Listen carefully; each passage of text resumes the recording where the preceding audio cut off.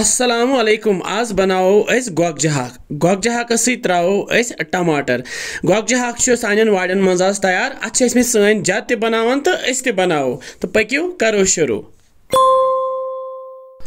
मे छ टोकरी मज थोमुत गोगजी हाक यह मे थोमुत चरित तो बे छोल ते मे यह अलु पलु 1 किलो यह गोगजी हाक तो अत सै त्रावो अस टमाटर नी मे अलु पलु पाव तो बेच मे कवल मज कवल गाजर पज थोमुत कड़ित बेच मे 7-8 नील मर्चवांगन तो यमन बनाओ अजुक गोगजी हाक मजेदार गोगजी हाक गो जोल मे गैसस पे थो मे तव तो तय मज त्राव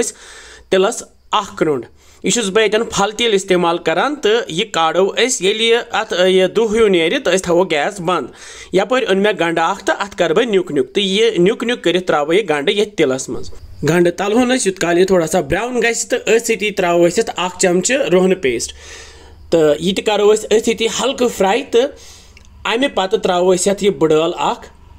बे त्रावस सब्ज ٲलہٕ 2 बे त्रावस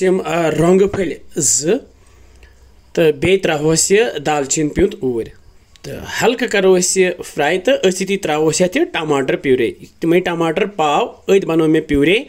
तो तलो यमन गंडन सत काल आब अत शप यह गि खुशिक गो तो अम पे त्राव नील मर्चवांगन टित ऊर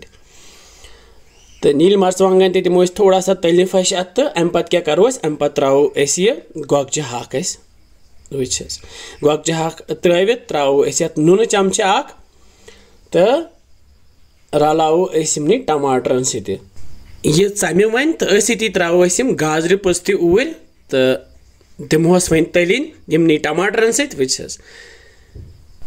दिमो हजू चोन सत फिरन तो यह त्राय वन और आब वुस यह आब त्रायत तो यह करोन खुशिक तो यह दिमो तलिन आब खुशिक गसित त्राव 1 चमच यह शोंठ पाउडर होक बे त्रावस बादान पाउडर 1 चमच बे त्रावस लेदर चमच ओड बे त्रावस मर्चवांगन चमच ओड मर्चवांगन पाउडर गरिच मर्चवांगन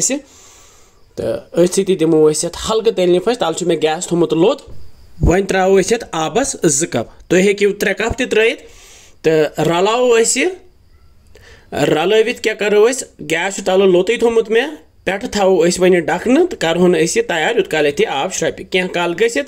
करोन चेक तो आब श्रप्योमुत तो सोन गोगजी हाक सुन बिल्कुल तैयार वो क्युत मजेदार तो मुश्किन अदफर तो यह त्राव बह ये कतरविस प्यालस मज वुच माशाअल्लाह वमेद तुम खसव अजुक गोगजी हाक पसंद तो इंशाअल्लाह समखो बे कैसन नया रेसिपियन सत तुत कल थो तुम पन ख्याल बिहिव रबस हवाल अस्सलामु अलैकुम।